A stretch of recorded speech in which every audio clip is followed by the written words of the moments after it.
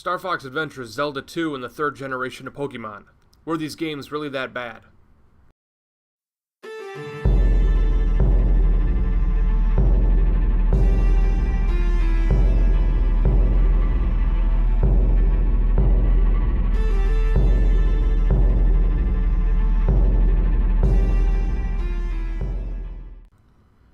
Hello everybody, my name is Pentahybrid and welcome to Penta Rants, where I bitch about video game topics and other such things. Today, it's been a while since I've done one of these because I haven't had a lot to bitch about, and then I was thinking recently, I was looking at a list of old games that I used to play, and then I was like, just wondering why some of these games had such a bad reputation when I enjoyed them so much. And so this isn't going to be so much of a rant as it's going to be a discussion with you about some of the redeeming qualities of games that may have been thrown under the bus far too quickly, in my opinion. Were they bad follow-ups, some of them? Yes. Did they let down a franchise, maybe? Yes. But were they bad games? No, they weren't. Let's start out with one of the big ones. Star Fox Adventures for the GameCube. It was released in 2002. I was 12 years old. I played the living balls out of this game. This was such a fun game. It was a refreshing take on the Star Fox universe. You weren't flying around going through rings. You weren't shooting Andross in the palms of his hands. You weren't listening to Slippy Toad dying 5 seconds into the first mission. You were just having fun. You were running around. Yes, Prince Tricky was probably the most annoying NPC of all time. We'll get to that when I do a listitis episode on that. But it wasn't a bad game. It felt like Zelda. You were playing as Star Fox in a Zelda-like game. It wasn't Zelda by any means. Don't get me, mixed up there. It wasn't a Zelda-like game. It just felt like you were Star Fox in a Zelda game because you were walking around with this freaking badass staff, beating the piss out of dinosaurs. It was really fun. It was a fun game. It was awesome. And I believe to this day it still holds up like anywhere from like an 80 over or a B and over on reviewing places. But it was a good quality adventure game that happened to star the cast of Star Fox. And is that a bad thing? No, I've been waiting for it. Before that, I've always thought, because I played Ocarina of Time, and I played Majora's Mask, and I hated Majora's Mask, and I was playing Star Fox one day, and I was like, what if Star Fox was in an adventure game like Zelda? Like, what if you were to just pick up Link, throw him aside, and then put Star Fox in the position? And then, leave Slippy Toad out of the equation. That'd be an awesome game. Star Fox Adventures came out, there wasn't much Slippy Toad. There wasn't much Slippy Toad. There was a little bit of peppy hair, which was okay. Falco could have made a bigger appearance than he did in the game, granted. That's one of the minus signs, is Falco was better than Star Fox, and I always say that. But there was that one part in the manual that was like, Falco Lombardi, blah, blah, blah. I'm like, oh, what do you mean? What is happening? What's with Falco? Why is it saying something about Falco? Here's the thing. It was a beautiful early GameCube game. When you look at the early launch, and then like a couple of years after releases on the Nintendo GameCube, there were very pretty games. You look at games like Pikmin, gorgeous game for the time. You look at Metroid Prime, probably one of the still to this day best looking games of all time, and I stand by that. You can yell at me all you want. Ooh, Last of Us. Ooh, Halo. Fuck those games. They suck. When you have good graphics and a good story, good gameplay, and just awesome early game that looks that good, it's awesome. And then you got, what's the other one? You got Super Mario Sunshine, looked pretty good. And then you've got Star Fox Adventures, and then what's the other really good one for the GameCube that I can't think of? But anyway, there's plenty of good games for the GameCube that looked good, but Star Fox Adventures looked really good for 2002. Out of cutscene, out of that pre-rendered bullshit. No cutscenes. None of that touched up pre-rendered stuff that you find in cutscenes. And really, there weren't that many cutscenes in the game because all the cutscenes were active image. They were played out within the actual gameplay. So it was a lot like Dark Souls and games such like that, where they don't really stop the gameplay and then transfer over to like a movie. It's just a cutscene of dialogue within the game where you stop the gameplay. Had clever use of puzzles. Were the puzzles kind of trivial? yes, but it wasn't exactly built for 40-year-olds. And I was 12, so at that time I was like, oh my god, it's like doing the Forest Temple all over again. And doing the Water Temple all over again. And actually, at the time that I played Star Fox Adventures, I had yet to even beat the Water Temple, so... And of course, Crystal, the hot blue fox lady. What does the fox say? Ow! Whatever you want to say. I don't care. You can call me a furry if you want. Trust me. Being attracted to a fox girl on a video game that has boobs and a waistline and all that stuff is far off from being attractive to a pig. Let's jump into another one that I mentioned. Zelda 2. Stop shitting on this game. It's fucking fantastic. Enough. I've had enough of people saying it's a bad game. It's not a Zelda game. It is a Zelda game. Skyward Sword sucked, but that's still a Zelda game. Well, it didn't suck. Okay, Skyward Sword didn't suck. They did awesome stuff with the canon and the lore and all of that, but the gameplay was kind of iffy. But it's a Zelda game. You have to experiment every now and then, which is what Zelda 2 did. Zelda 2 experimented with that top-down formula, put it as a side-scrolling RPG, and it was one of the best games on that console. It was one of the best games in that franchise, and it is actually my second favorite next to Wind Waker. I still play it to this day. It's an awesome game. Seeing, that game over screen is a pivotal part of a gaming life. So that's it for Zelda 2. Dragon Age 2. Say what you want. Say what you want. Honestly, say what you want. It was god-awful compared to Dragon Age Origins. Yes, they took out a lot of good things from the Origins game and then tried to do something new with the whole single narrative, blah, blah, blah. I don't care. This is all coming from a guy who did not like Dragon Age Origins. Throw hate at me all you want. I did not like it. It was stupid. For one, there was too much time to put into it, which is shocking to me because I like to dump a lot of hours in a game, but I'm not going to try and put 800 hours into a game to 100% it. That's not something I want to do. Especially because it's pretty much the same story every time. You're just a different character. So let's end. The combat was the most atrocious combat ever put into a game. It was god awful, and they fixed that in Dragon Age 2. They made Dragon Age 2 really good combat. Sure, they took a lot of the tactical stuff out of it, and you could basically play as yourself on the easier difficulties and even on the harder difficulties, but it was fluid. It felt good. So yes, it's a bad follow-up to Dragon Age Origins. There's no doubt about that. Even I didn't like Origins, but it was still a pretty decent RPG. I mean, repeating dungeons, which is something that a lot of people say it did negatively, but lots of games have repeating dungeons. You're not going to walk into an RPG like that and expect them to spend, 50 plus hours trying to rework this dungeon when you're only going to have 3 of them in a game. After coming off of Mass Effect, you look at the original Mass Effect, a lot of those planets were exactly the same. So you can't just say it's a Dragon Age 2 thing. You could just say BioWare, when they try and make this massive world, sometimes you have to copy and paste. And it's a bad idea in game design and world design. It's a horrible idea, and it could end up biting you in the ass, which it did with Dragon Age 2 to some people. But when you're trying to create this massive narrative in this massive world, sometimes you have to on time constraints. The next one I want to talk about is the 2K Sports series. I'm still puzzled why this is getting complaints. I'm still puzzled why these games are getting thrown under the bus. I don't know. Compared to EA, they're rock stars.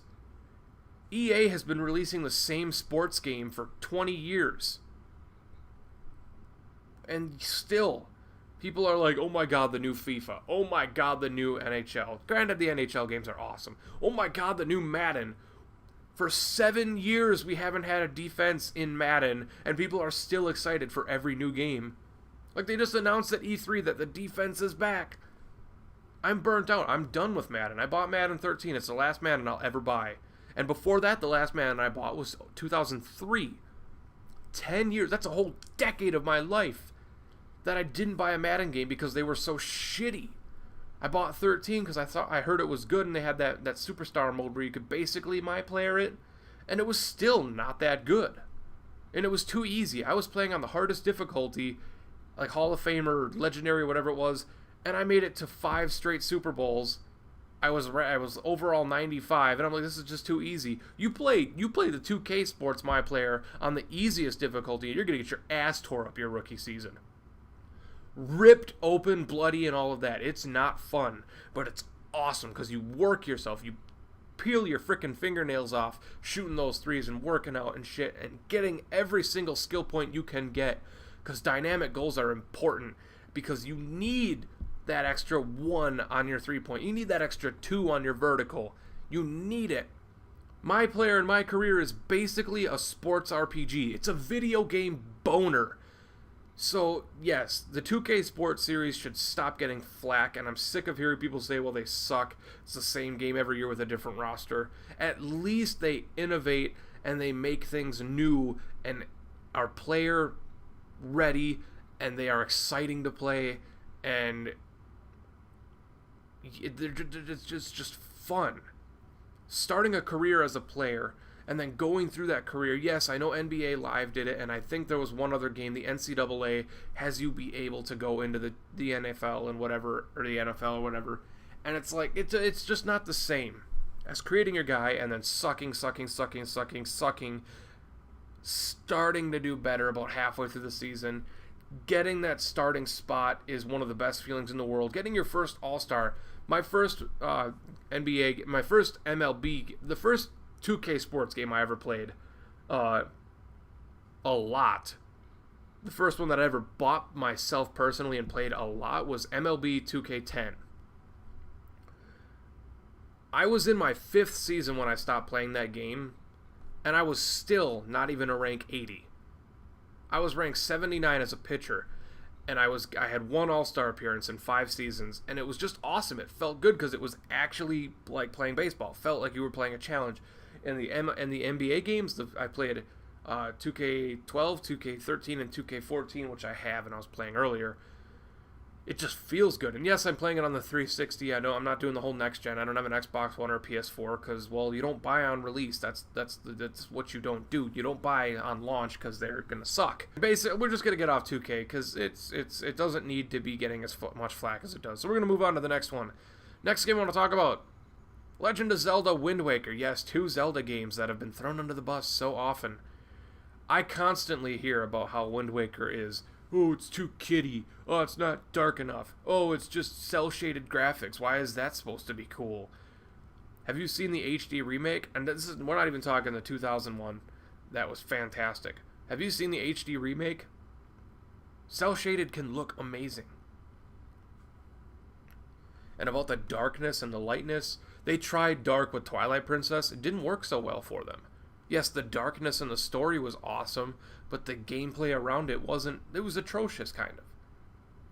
And the big reason people keep going back to Zelda is because of the story, the lore, and the puzzle solving, and that old school Zelda feeling of going to a new area and seeing this wide area that you could just go explore. There's probably a cave over there. You know, it just feels good.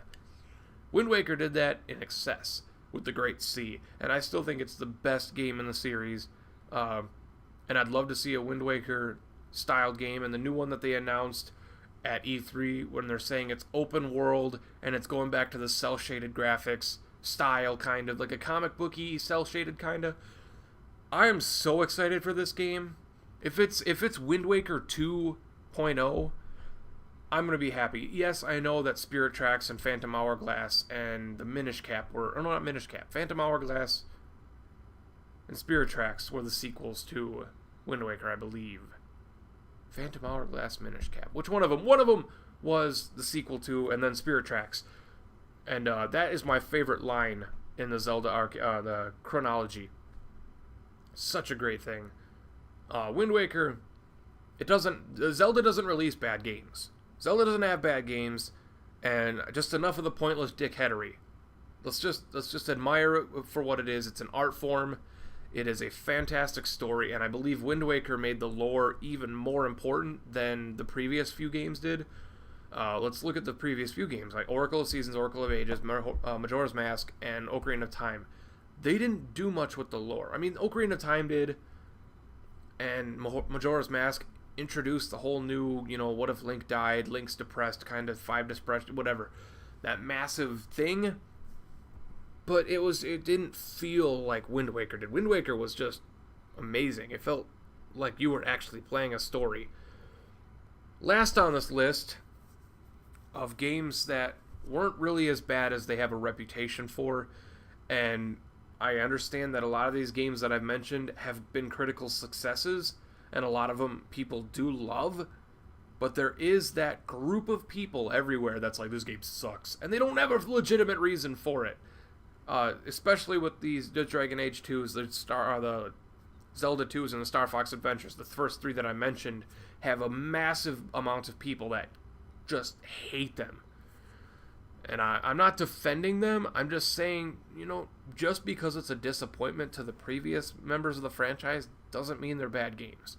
And that is the biggest factor with this next, technically 3 games I'm mentioning, but 1 generation. And if that doesn't give it away, I already mentioned it in the opening. The 3rd generation of Pokemon.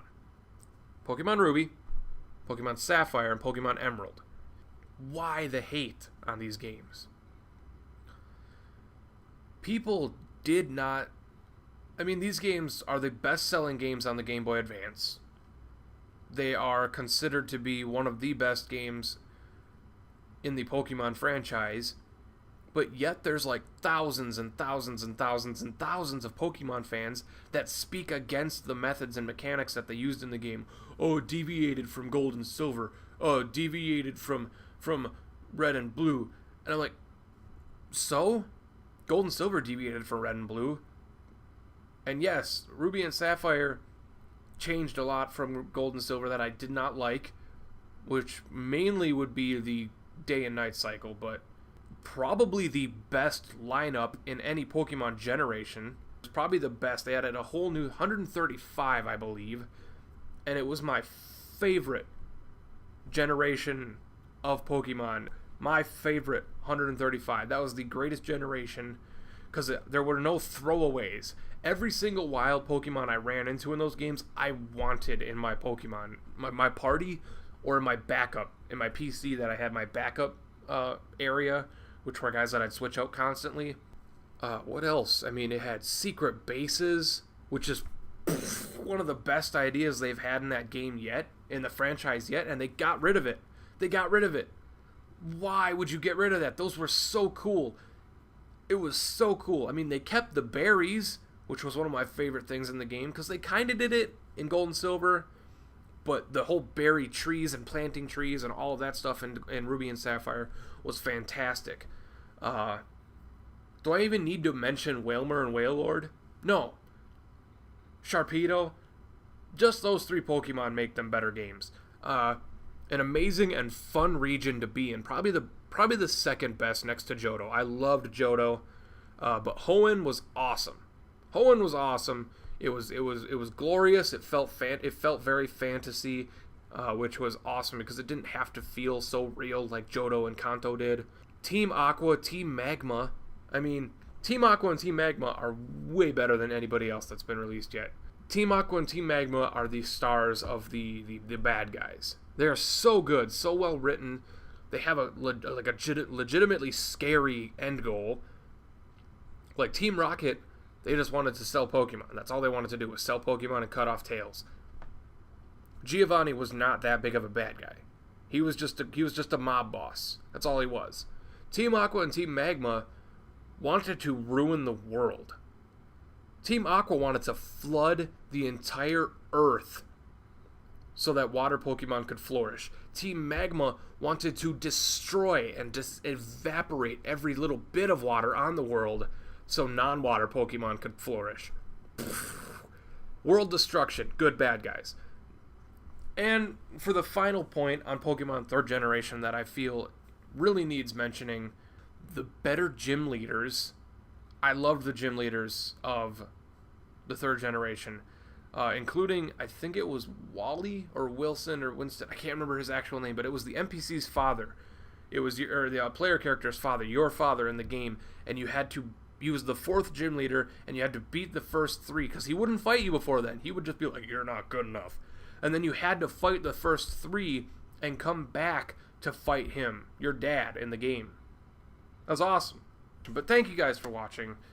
I hope you agree with what I say, and if you don't, or if you do, obviously, leave a comment down below, letting me know that you agree or disagree. Let me know your thoughts on these games. If you enjoyed them, if you didn't enjoy them. If you didn't enjoy them, tell me what you didn't like about them. If you enjoyed them, let me know what you enjoyed about them as well. Let me know your favorite third generation Pokemon. Tell me what your favorite generation of Pokemon is. It doesn't matter to me. Just be social down there, or be social over on my Twitter at Pentahybrid. Like the video if you enjoyed it. Subscribe to my channel if you enjoy me and want to support me and get more videos from me. You guys are amaze-tastic. And until next time, I'll catch you later.